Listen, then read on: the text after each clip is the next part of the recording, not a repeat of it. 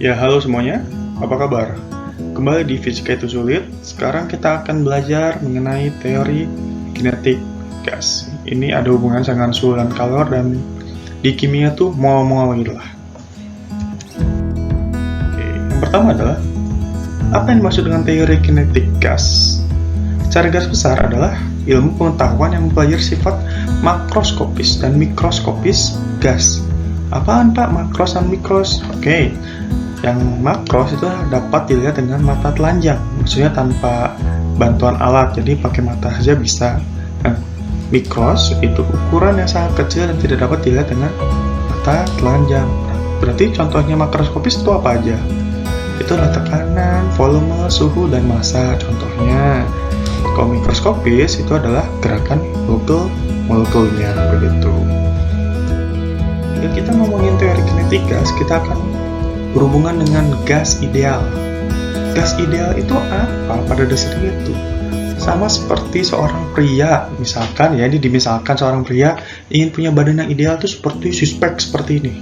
Nah, gas juga ada beberapa ciri-ciri gas yang ideal. Maksudnya di sini adalah gasnya teoritis agar memudahkan perhitungan gitu. Jadi, apakah gas ideal itu ada? Enggak. Yang mendekati ideal ada. Nah, yang ideal itu seperti apa? Nah, ini ada ciri-cirinya atau sifat-sifatnya. Yang Bapak sedikit rangkum. Yang pertama adalah terdiri atas molekul-molekul yang sangat banyak dan jarak pisah antar molekul lebih besar daripada ukurannya. Pahami baik-baik. Jarak pisah antar molekul lebih besar daripada ukurannya. Yang kedua, tumbukan, kalian sudah belajar kan di kelas 10, tumbukan itu apa? Antara molekul dengan dinding terjadi lenting sempurna. Ingat, berarti kalau lenting sempurna tidak ada energi ataupun kecepatan yang berkurang saat terjadi tumbukan. Memenuhi hukum gerak Newton, ya. Dan terakhir ada gaya tarik-menarik antar molekul dapat diabaikan kecuali terjadi tumbukan. Berarti gaya antar partikel atau gaya antar molekul itu tidak ada. Itu termasuk gas ideal. Jadi sebenarnya gas ideal itu ada atau tidak? Sebenarnya tidak ada. Namun dicari atau secara teoritis ada agar mempermudah perhitungan gitu. Dan apakah di alam ada? Yang mendekati ada sebenarnya, kayak nitrogen dan sebagainya, helium kalau salah juga. Kita masuk ke massa molekul dan pengertian mol. Ini ada di kimia ya, jadi singkat saja mungkin ya. Mol adalah bilangan yang digunakan untuk mendefinisikan satuan ukuran banyaknya zat. Berarti, 1 mol zat adalah banyaknya zat yang mengandung Na molekul atau partikel. Sudah tahu kan Na itu apa? Ya, bilangan Avogadro, atau 6,022 kali 10⁻23 molekul setiap mol. Berarti, massa molekul atau massa atom bisa kita rumuskan sebagai seperti ini. Massa molekulnya M0 sama dengan mR per Na, dan massa dan mol atau M0 sama dengan N kali mR. Maka kalau kita gabungkan bisa seperti ini hubungannya. Ini ada di kimia, jadi singkat aja lah ya. Udah pintar kalian lah. Oke, kalau kita ngomongin tentang gas ideal, berarti ada hukum-hukum gas ideal. Nah, gas ideal itu masuk ke hukum-hukum ini. Hukum ini hanya bisa digunakan saat gasnya ideal, yang seperti sifat yang tadi.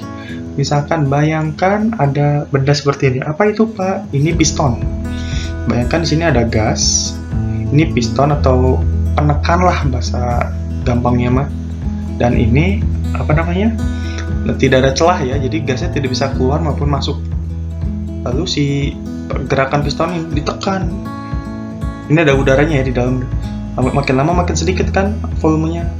Saat kalian menekan piston ini ke bawah, apa yang kalian rasakan? Pastikan ada rasa tertekan keluar kan ya, ada yang menekan kalian juga kembali. Nah, ini masuk ke hukum tentang gas yang pertama. Jika suhu gas yang berada dalam bejana tertutup, maksudnya ini tempat tertutup tidak bocor, konstan, maka tekanan gas berbanding terbalik dengan volumenya. Nah, saat si gasnya ini suhunya tetap nih ya, kita anggap tetap semua dan tidak bocor.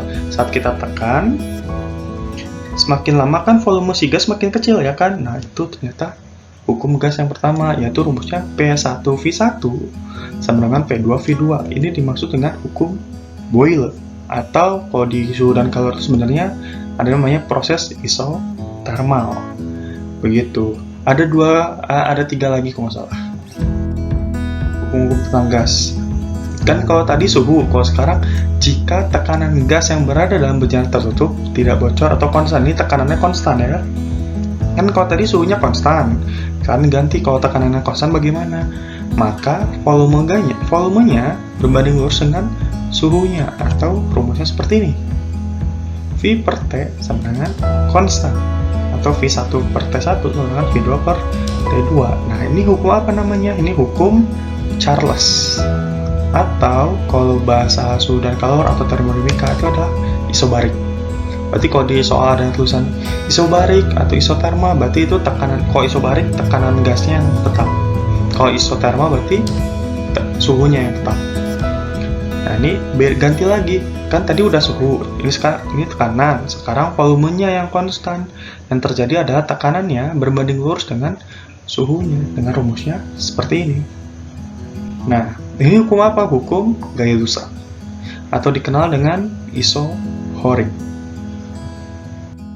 Nah, semua tiga rumus itu saat kita gabungkan menjadi satu, ternyata menghasilkan ini. PV per T sama dengan konstan, atau P1 V1 per T1 sama dengan P2 V2 per T2. Pada dasarnya rumusnya tuh ini, tiga ini. Cuman kalau misalkan isotermal berarti T-nya dihilangkan, isobarik berarti P-nya dihilangkan, kalau isohorik berarti V-nya dihilangkan. Nah, ternyata dari rumus ini didapatkan, ini masuk dengan hukum Boyle-Gay-Lussak yang semuanya digabungkan itu ya. Nah, dari rumus-rumus ini digabungkan menjadi persamaan umum gas ideal. Itu adalah PV nRT, N itu mol kan, nRT atau PV N besar KT. Keterangannya seperti ini.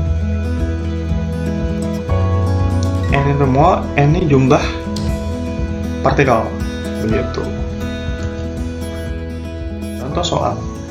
Gas oksigen pada suhu 27 derajat Celcius memiliki volume 40 liter dan tekanan 1,01 kali 10⁵ Newton per meter pangkat 2. Tentukan volumenya ketika tekanannya 14 kali 10⁴ Newton per meter kuadrat dan suhunya 100 derajat Celcius. Gimana caranya? Yang diketahui apa dulu? Suhu yang pertama. Nah, ingat suhunya itu harus diganti ke Kelvin apapun. Dari Celsius, Fahrenheit, Fahrenheit harus ke Kelvin semua. Berhubung dari Celsius ke Kelvin itu tinggal tambah 273, dia hasilnya 300 Kelvin. Itu suhu 1. Suhu 2-nya 373, P1-nya 1,01, P2-nya adalah 14. Dan volumenya 40 liter. Ingat, liter itu sama dengan dN pangkat 3. Berarti kalau Bapak ingin pindahin ke meter pangkat 3, 0,04. Oke. Lalu selanjutnya pakai rumus yang mana? Pakai rumus yang ini. Gampang sekali. Kita ingin mencari apa? Lihat. Tentukan volumenya ketika tekanan berarti volume yang kedua. Maka kita masuk ini. Volume kedua. Ini tinggal gali silang ya. P1 V1 T2, P1 V1 kali T1 per P2 kali T1. Nah, tinggal masukin deh yang tadi ini semua. Pakai kalkulator juga boleh lah, nggak apa-apa, ini memang susah. Selesai. Contoh soal pertama selesai. Soal kedua, berapa tekanan dari 10 mol gas yang berada dalam tangki yang memiliki volume 100 liter jika suhunya 80 derajat Celcius dan G 9,8 meter per second kuadrat? Diketahuinya N-nya, nih molnya 10, kita ganti ke kilomol, berarti 0,01. Volumenya 100 liter atau enggak 0,1 meter pangkat 3. T-nya 360 Kelvin, udah ditambah 23 yaitu. Rumusnya, ingat R-nya itu apa? 8314 yang tadi rumus yang bersama umum gas ideal. Pakai rumusnya ini, PV nRT. Kenapa? Karena ini mol, bukan banyaknya partikel. Masukin aja, kita mencari tekanannya. Maka P sama dengan nRT per V. N-nya tinggal kita masukin, R-nya kita masukin, V-nya mana V-nya teh? V-nya masukin ke sini, T-nya masukin sini. Udah, ini mah tinggal kalkulator lah. Intinya cuma masukin rumus sih sebenarnya. Oke, selesai. Semoga paham.